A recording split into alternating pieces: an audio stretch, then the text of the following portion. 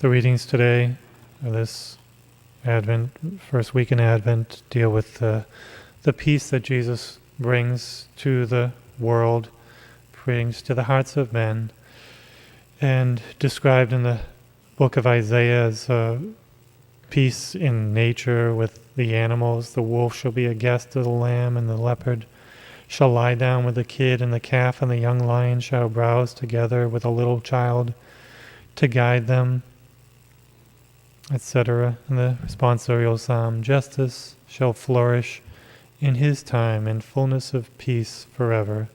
Jesus brings peace to the world because he conquered sin. Sin is the cause of distress and strife and lack of peace in the world. Sin is what brings unhappiness to men, to the world.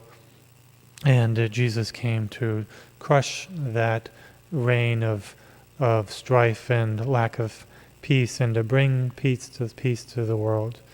So we need to just give ourselves to Jesus, to embrace Jesus, to live the life of Jesus, to live his commandments, to follow the teachings and the path that Jesus set for us. And we, in this Advent season, we can relive what the Jews were reliving prior to the coming of the Messiah, hoping for that Prince of Peace to come, that harbinger of peace to their hearts. And they wanted to be free. They wanted to have strength to overcome sin and the weaknesses that were in their nature. And we too, we want that peace to reign in our hearts.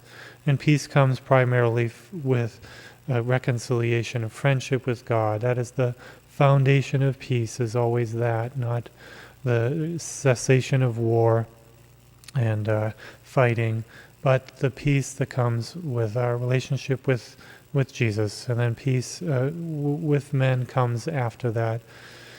So we need to establish that reconciliation, that friendship with Jesus, and the stronger and closer our relationship and friendship with Jesus is, the stronger our peace is, the more profound our peace is, and the more we can make peace in the world with our brothers and sisters. And we have the power of the Eucharist. We have the power of the sacrament of penance, of confession. That power is a real power of peace in the world. And how sad it is that so many don't make use of the sacrament of peace, the sacrament of reconciliation, sacrament of confession. We should look at that as a way of bringing peace to our hearts, and we all experience that, and we all maybe kind of forget about it, and we don't come to this sacrament as much as we should.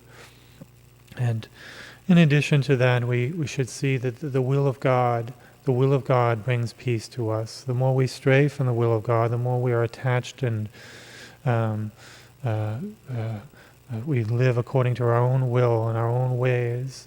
And even if we're practicing Catholics or devout Catholics or even religious, we very many times want to follow our own will without committing sin. Our own will, our own pleasures without committing sin, and that's not perfection. That's an imperfect way of living, and we want to fully and consciously and deliberately seek the will of God on a regular basis, on an hour-to-hour basis. So this living in communion, in union with the will of Jesus, the will of God, is what brings us the most profound, perfect peace. So that's our effort and our challenge and our adventure, to seek and find the will of God, which is not hard. It's not hard. We pray, we see what our duties are, we see where charity brings us, where the commandments of God lead us, and we follow that. We embrace the will of God in that way. And then we will find the most profound and deep peace, knowing that we are doing the right thing. We are doing what we are called to do, what God calls us to do, what He wants us to do, which is always the most perfect way, the most perfect peace.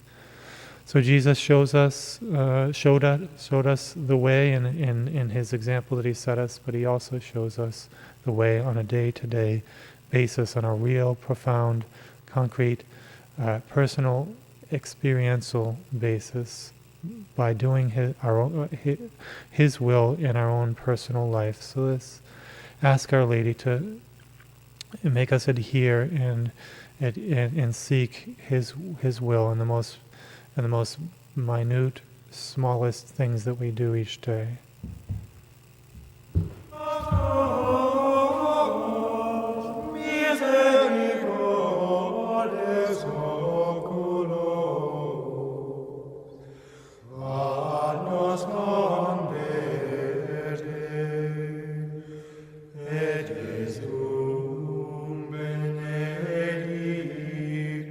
Fructum ventris tuum,